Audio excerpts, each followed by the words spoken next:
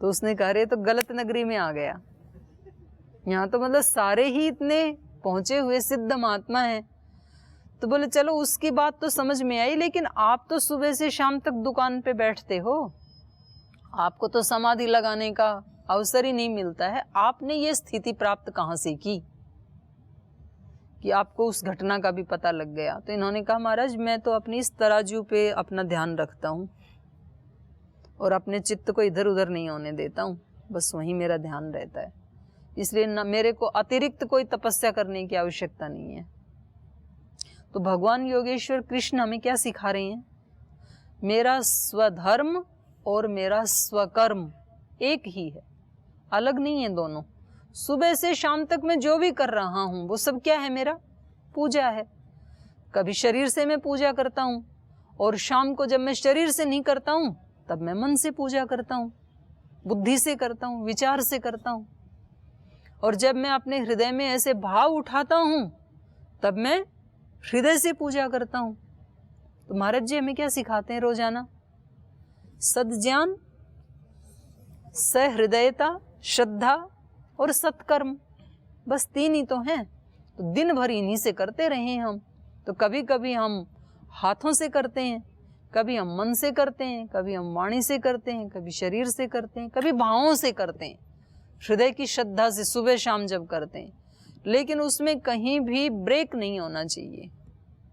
नैरंतर्य इसी को कहा है योग दर्शन में। नैरंतर्य का ये मतलब नहीं है कि 5-10 साल तक रोजाना सुबह सुबह ध्यान करते रहे हम और फिर हम कहें जी हम तो निरंतरता से 10 वर्ष से कर रहे हैं ध्यान। 10 वर्ष से तो कर रहे हैं, पर दिन भर क्या करते हैं। सुबह सुबह तो आपने एक पौधे को गंगा जल से सींचा, तुलसी को, और दिन में दोपहर में उसके ऊपर तेजाब डाल दी, तो फिर पौधा मरेगा कि बचेगा? मर जाएगा ना। सुबह सुबह तो हमने योग किया, प्राणायाम किया, ध्यान किया, समाधि लगाई, जाप किया, सब किया, लेकिन दिन में व्यवहार कैसा कर दिया, फिर विपरीत कर दिया, गलत कर दिया। तो ये विपरीत वाला क्या करेगा, हमारी साधना को भी नष्ट कर देगा। तो दिन भर हमें ध्यान रखना पड़ेगा, उसका नाम है नैरंतर्य। और वो कितने करना पड़ेगा, दीर्घ काल, सेतु दीर्घ काल, नैरंतर्य, सत्कारा से भी तो श्रद्धा पूर्वक करना पड़ेगा। एक एक विशेषण बहुत कीमती है।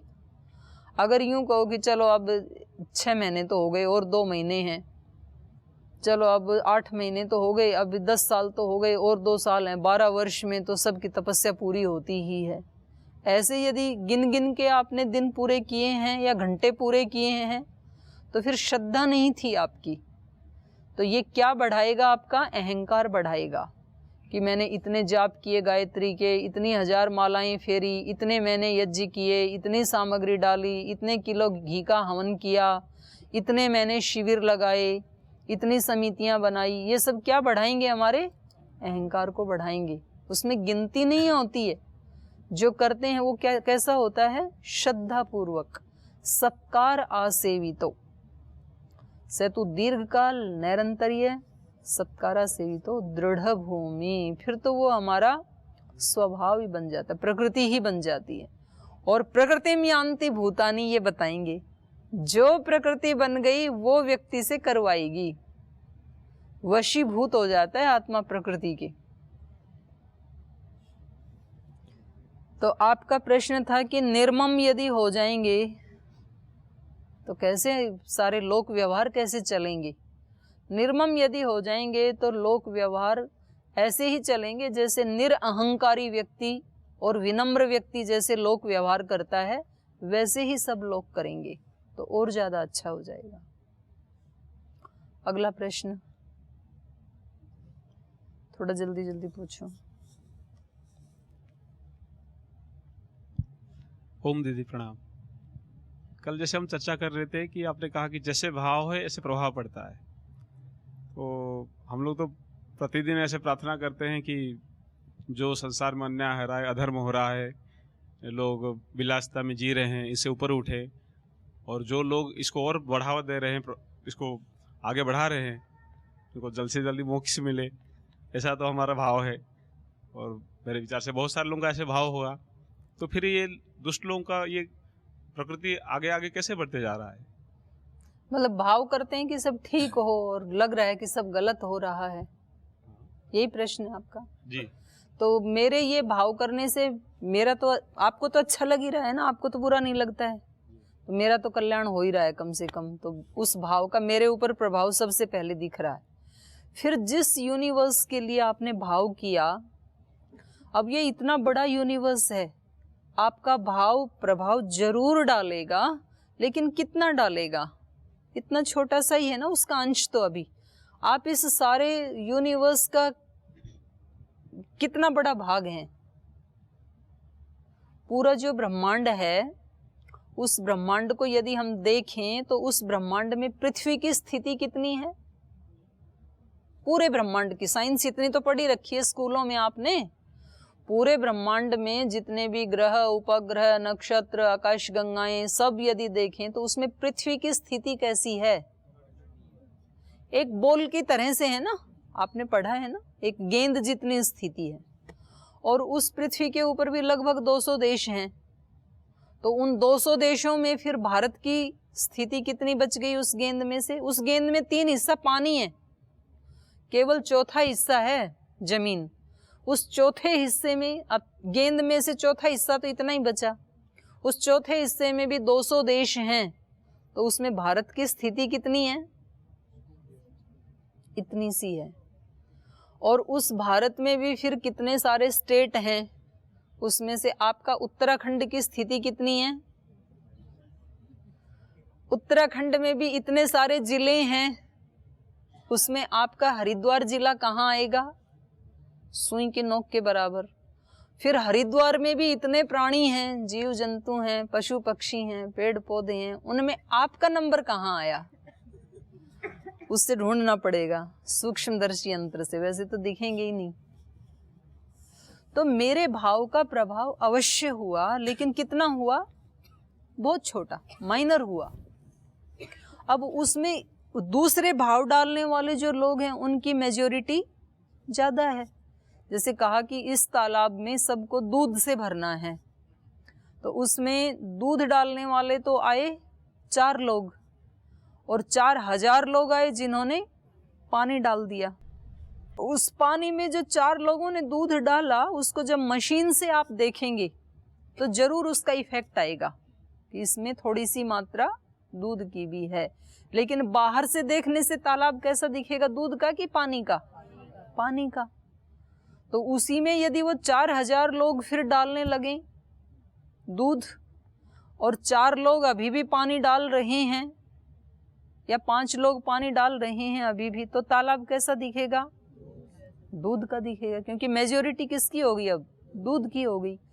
तो जैसे जैसे हम ये सद्भाव पहले खुद उठाएंगे, फिर दूसरों को भी प्रेरित करेंगे, तो जैसे जैसे संख्या सद्भाव वालों की ज़्यादा हो जाएगी, योग वालों की ज़्यादा हो जाएगी, अच्छे कर्म करने वालों की मेजॉरिटी ज़्यादा हो जाएगी, तो बुरे लोग 1-2 यदि रहेंगे भी, तो फिर उस युग को क्या कहा जाएगा? सतयुग ही कहा जाएगा।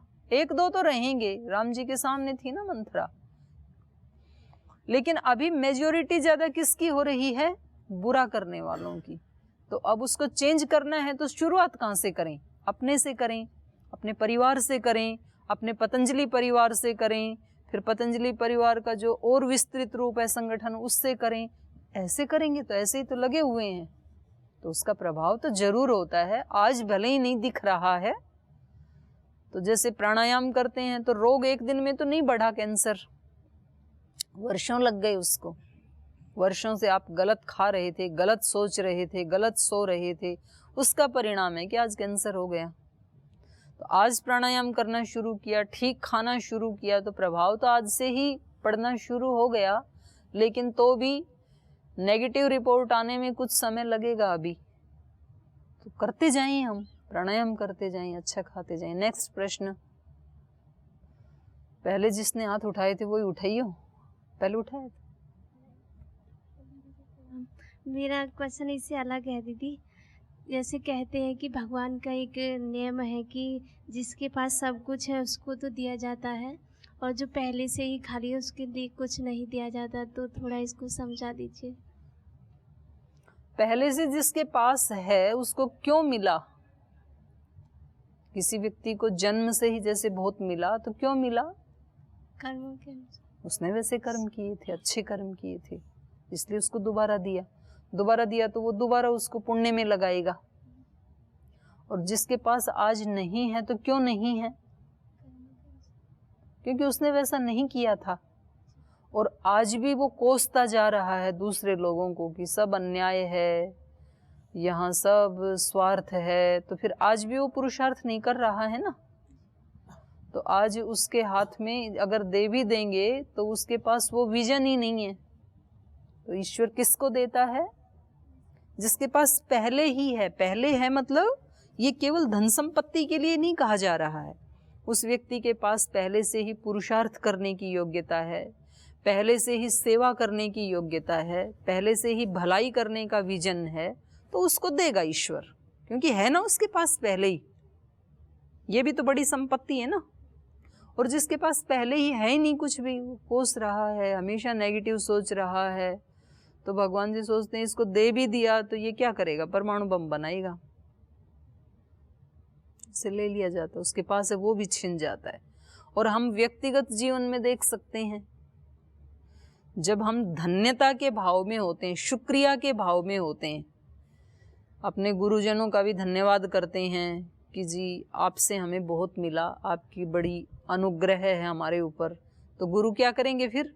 और कृपा करेंगे और आशीर्वाद देंगे। और जो पूरे सुबह से शाम तक शिकायत से भरा हुआ है, आप तो पक्षपात करते हैं, पार्शियलिटी करते हैं, उसको ज़्यादा देते हैं, इसको कम देते हैं, उसको डांटते हैं, उसको प्रेम करते हैं, तो ये इस व्यक्ति ने अपनी एनर्जी क्या कर ली? नष्ट कर ली। और ये दूसरा भी सुनेगा तो इसको भी नेगेटिव भेज दी, तो ये भी कुछ उसको देगा नहीं। वो कहता ठीक है, जब आपकी यही समझ है तो क्या कर सकते हैं। तो फिर वो और खाली होता चला जाएगा अपनी इस सोच के कारण। तो इसमें बस कहने का इतना ही भाव है कि जो हमारे पास है उसके लिए हम धन्यता का भाव रखें, शुक्रिया करें, क्योंकि जो मिला है वो मेरे कर्म के अनुसार मिला है और वो पर्याप्त है मेरे लिए। अब मैं और बढ़ाऊंगा, मुझे और चाहिए तो। और दूसरे के पास है वो उसके पुरुषार्थ से उसको मिला है, तो मेरे को उसमें कोई नाराजगी नहीं है, मैं खुश हूं, मैं भी उसकी तरह बढ़ाऊं। इतना ही भाव है इसका। तो हो गए प्रश्न। अब और कल पूछ लेना, मैं पढ़ाऊंगी कब, नहीं तो आपका प्रश्नों का ज्यादा हो गया। तो चलिए, ये कल जो हम पढ़ रहे थे इसको थोड़ा सा मैं बता रही हूँ। यहाँ जो 29 नंबर में आया था ना, प्रकृति गुण सम्मूढ़ा सज्जनते गुण कर्मसु तान अकृत्स्नवित मंदान कृत्स्नवित न विचालयेत। तो इसमें ये लिख रहे हैं, इन्होंने थोड़ा सा लिखा है, इसको हमने कल पढ़ा था ना कि जो व्यक्ति गुणों को, माने प्रकृति के जो सत्वरजतम गुण हैं, इन गुणों में क्रिया करते देखकर और ये भ्रम में पड़ जाते हैं कि आत्मा ही स्वयं क्रिया कर रहा है। प्रकृति गुण सम्मूढ़ा गुण कर्मसु सज्जनते, गुण कर्मों में ही आसक्त हो जाते हैं। तान अकृत्स्नवित मंदान, उन अज्ञानियों को, उन मंद लोगों को, अकृत्स्नवित माने संपूर्ण को जो नहीं जानते अर्थात अज्ञानी, तो उन अज्ञानियों को, उन मंद लोगों को कृत्स्नवित न विचालयेत, जो ये ज्ञानी व्यक्ति हैं, जो संपूर्ण को जानने वाले कृत्स्नवित हैं, ये विचलित ना करें। तो ये यहाँ पर एक उदाहरण दे रहे हैं जो अच्छा लगा तो मैं आपको सुना रही हूँ। यहाँ पर मैं करता नहीं हूँ, गुण गुणों के साथ मिलकर के सब काम कर रहे हैं। इसका पंडित सातवलेकर जी ने गीता की अपनी पुरुषार्थ बोधिनी टीका में एक बहुत अच्छा अर्थ किया है। वे लिखते हैं कि कुम्हार मिट्टी से घड़ा बनाता है, ठीक है, तो कुम्हार मिट्टी से ही घड़ा क्यों बनाता है, रेता से क्यों नहीं बनाता? रेता मतलब बजरी जो मकान बनाते समय प्रयोग की जाती है, उससे घड़ा क्यों नहीं बनाता है? बनाने वाला तो कुम्हार है ना। मिट्टी से ही क्यों बनाता है, रेते से क्यों नहीं बनाता है? क्योंकि रेते में घड़ा बनने के गुण नहीं है, वो बनेगा ही नहीं ना, बिखर जाएगा वो। तो कहने कुम्हार मिट्टी से घड़ा बनाता है, रेता से क्यों नहीं बनाता? क्योंकि मिट्टी में घड़ा बनाने का गुण है, रेता में नहीं है। फिर कुम्हार ही घड़ा बनाता है, डॉक्टर घड़ा क्यों नहीं बनाता है? क्योंकि कुम्हार में ही घड़ा बनाने का गुण है, डॉक्टर में नहीं है। आत्मा तो दोनों ही है, लेकिन आत्मा आत्मा में अंतर हो गया ना, उसकी प्रकृति अलग है, उसकी प्रकृति अलग है। तो क्योंकि कुम्हार में घड़ा बना सकने का गुण है, डॉक्टर में ये गुण नहीं है। तो मिट्टी का गुण और कुम्हार का गुण दोनों मिलकर के घड़ा बनता है। ना सिर्फ मिट्टी के गुण से बनता है, ना सिर्फ कुम्हार के गुण से घड़ा बनता है। गुणा गुणेषु वर्तन्ते कहा ना, पर कौन से गुण वो भी देखना पड़ेगा, क्योंकि वो गुण जहां है उसी से वो क्रिया संपन्न होगी, दूसरे से नहीं होगी। तो इससे यह स्पष्ट है कि एक गुण दूसरे गुणों के साथ मिलकर ये संसार चल रहा है। इसमें मिट्टी कहे कि मैंने घड़ा बनाया या कुम्हार कहे कि मैंने घड़ा बनाया, तो दोनों का अहंकार क्या है? मिथ्या है। मिट्टी बिना कुम्हार के घड़ा नहीं बना सकती, और कुम्हार बिना मिट्टी के घड़ा नहीं बना सकता। तो दोनों का गुण मिलकर के गुणा गुणेषु वर्तन्ते, तब ये घड़ा बनने की क्रिया संपन्न हुई। दोनों में से एक भी नहीं बना पाएगा, अकेला नहीं बना पाएगा।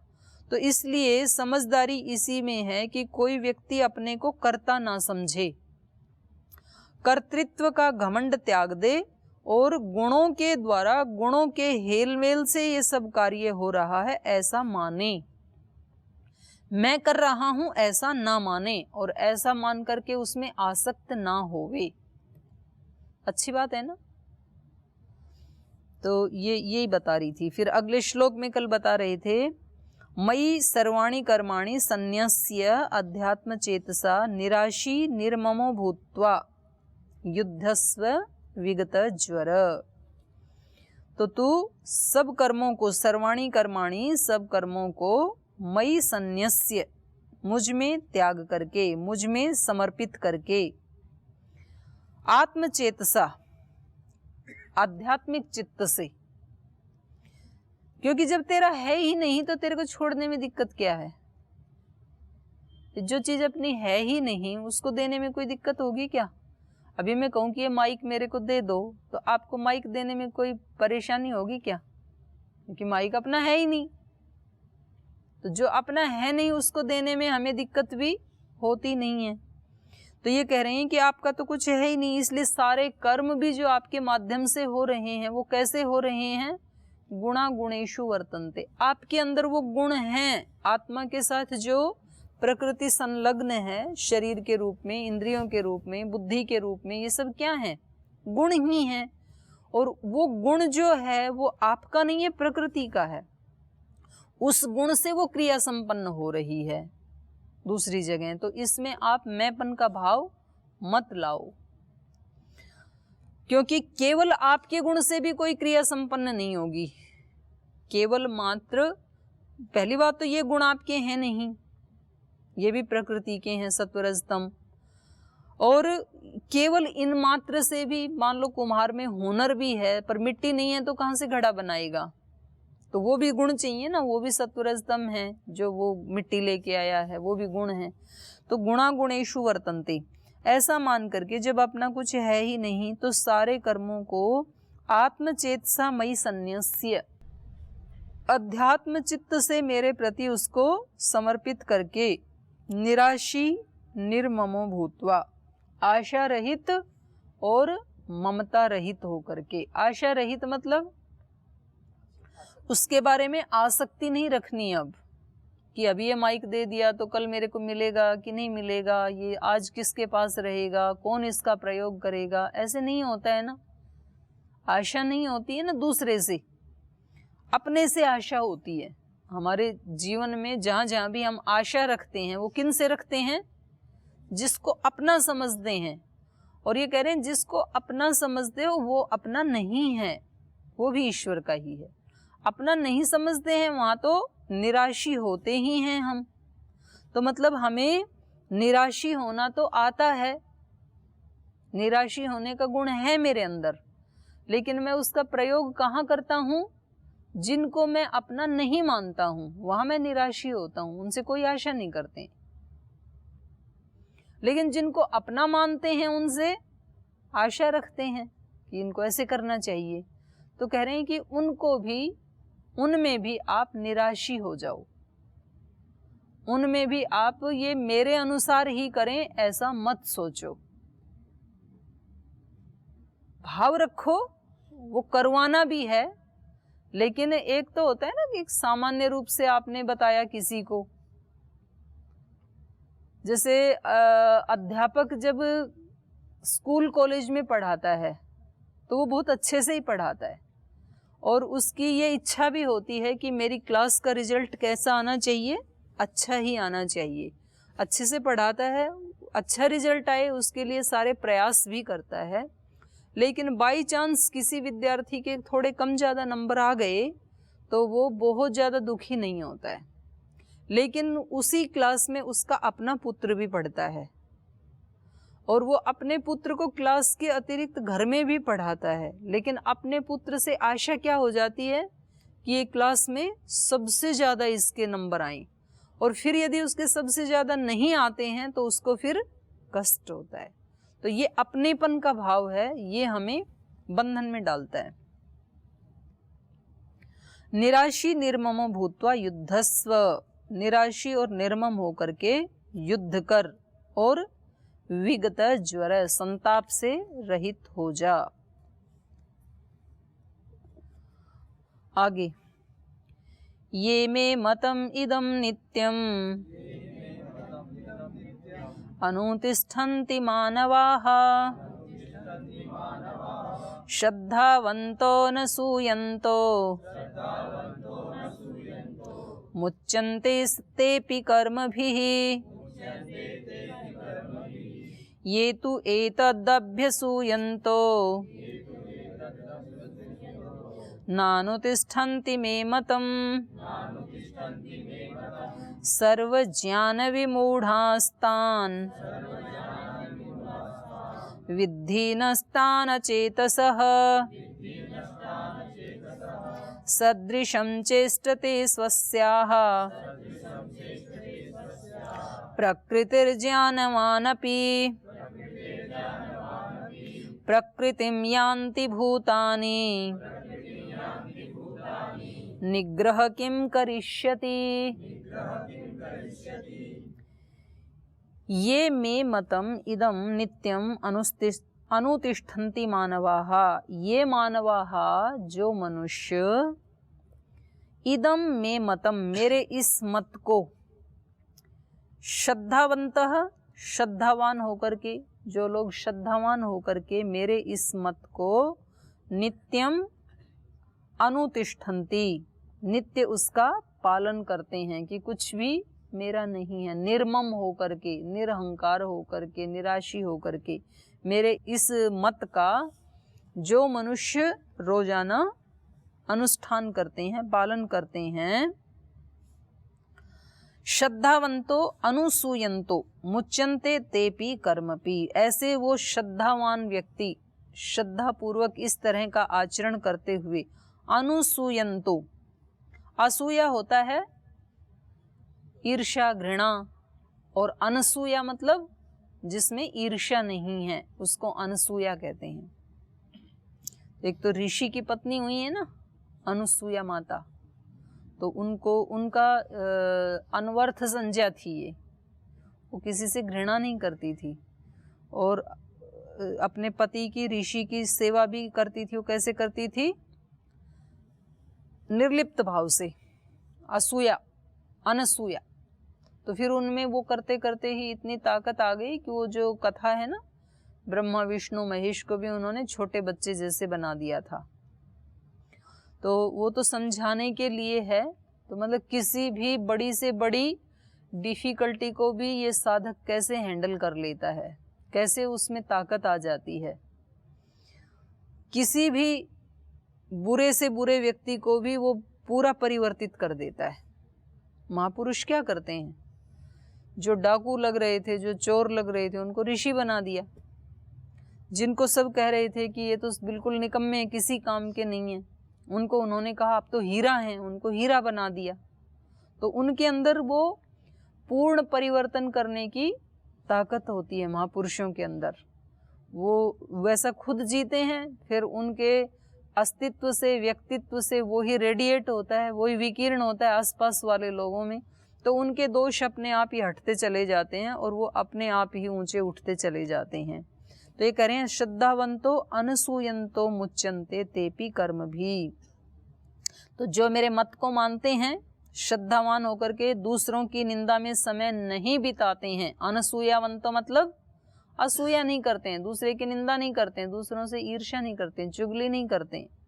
नहीं तो ज़्यादा समय उसी में बीतता है हमारा, दूसरों के दोष देखने में। तो जो श्रद्धावान होकर के और दूसरों की निंदा न करते हुए मेरे इस उपदेश का निरंतर पालन करते हैं, ते वे भी कर्म भी विमुच्यन्ते, कर्म भी मुच्यन्ते, वो भी कर्म के बंधन से, सकाम कर्म के बंधनों से छूट जाते हैं। तो इसलिए कहा जाता है ना भाई, कुछ भी समझ में नहीं आता है तो जो अपने से ऊपर वाला है, अपने गुरु हैं, अपने आचार्य हैं, तो वो जैसे कहें वैसे कर लेना फिर। और यदि अपनी समझ है तो उनकी आज्ञा पालन करते हुए, शरीर किसके लिए मिला है, उनकी आज्ञा पालन कर, उनकी सेवा करने के लिए। और बाकी आप कितने दिन भर नाम स्मरण करते रहो, जाप करते रहो, ध्यान करते रहो, तो वो आपका अपना है, उसकी कोई मनाही थोड़ी है। तो सब काम करते हुए भी आप अपना भाव ईश्वर से जोड़ सकते हैं। इसी का नाम क्या है, ईश्वर प्रणिधान। ईश्वर प्रणिधान की स्थिति में रहते हुए सब कर्तव्य कर्म करना, तो वो तो कोई भी कर सकता है, उसके लिए कोई मनाही नहीं है, ना उसको कोई रोक सकता है। तो ये भी बहाने होते हैं, जी हमें तो तपस्या करने के लिए टाइम ही नहीं मिलता है। तपस्या तो भाव की है, विचार की है, अंदर की है, तो आप करते रहो, आपको कौन रोक सकता है। किसी को पता भी नहीं लगेगा कि आप किस भाव में बैठे हैं इस समय। आप ईश्वर प्रणिधान के भाव में बैठे हैं या लोक प्रणिधान के भाव में बैठे, ये कैसे पता लगेगा दूसरे को। तो ईश्वर प्रणिधान के भाव में रहते हुए, ईश्वर की निगाहों के सामने बैठे हुए अपने कर्म का पालन करो, स्वधर्म का पालन करो। तो ये कह रहे हैं कि अर्जुन, तेरे को कुछ भी नहीं समझ में आ रहा है तो तू मेरे इस उपदेश का ही पालन कर। ये तू एतद अभ्यसूयन्तो नानुस्तिष्ठन्ति मे मतम। और जो अभ्यसूयन्तो, अनसूय से उल्टा असूय, जो असूया का अभ्यास करते हुए, अर्थात जो निंदा चुगली करते हुए, दूसरों को क्रिटिसाइज करते हुए और मेरे इस मत का पालन नहीं करते हैं, निर्मम, निराशी, निरहंकारी होकर के नहीं रहते हैं, अहंकार के वशीभूत होकर के ही जो जीते हैं, वो सर्व ज्ञान विमूढ़ा तान विद्धि नष्टान अचेतसः। तान अचेतसः, उन मूर्खों को, अचेतस माने जिनमें चेतना काम नहीं कर रही है, जिनमें ज्ञान काम नहीं कर रहा है, वो तो क्या हो जाते हैं, नष्ट हो जाते हैं। नष्ट हुए हुए जान तो उनको, तो माने उनका तो नाश होता है। जो श्रद्धावान भी नहीं हैं और जो दूसरों की निंदा चुगली करते हुए जीते हैं, उनके सारे ज्ञान नष्ट हो जाते हैं। जो थोड़ा बहुत था भी ना उनके अंदर, वो भी नष्ट हो जाता है। सर्व ज्ञान विमूढ़ा तान विद्धि नष्टान, उनके सब ज्ञानों को तू नष्ट हुआ हुआ ही जान। विद्धि मतलब जान। तो जो मेरे अनुसार चलते हैं, अर्थात ईश्वर आज्ञा के अनुसार जो अपने जीवन में आगे बढ़ते हैं, तो उनको सब प्रकार की समृद्धि मिलती है। और जो उससे विपरीत चलते हैं, तो उनके पास जो है उसको भी तू नष्ट हुआ ही जान, क्योंकि उन्होंने अपने आप ही किसका मार्ग चुन लिया, नाश का। तो आज यहीं विराम देते हैं, पाठ को समय हो गया। ओम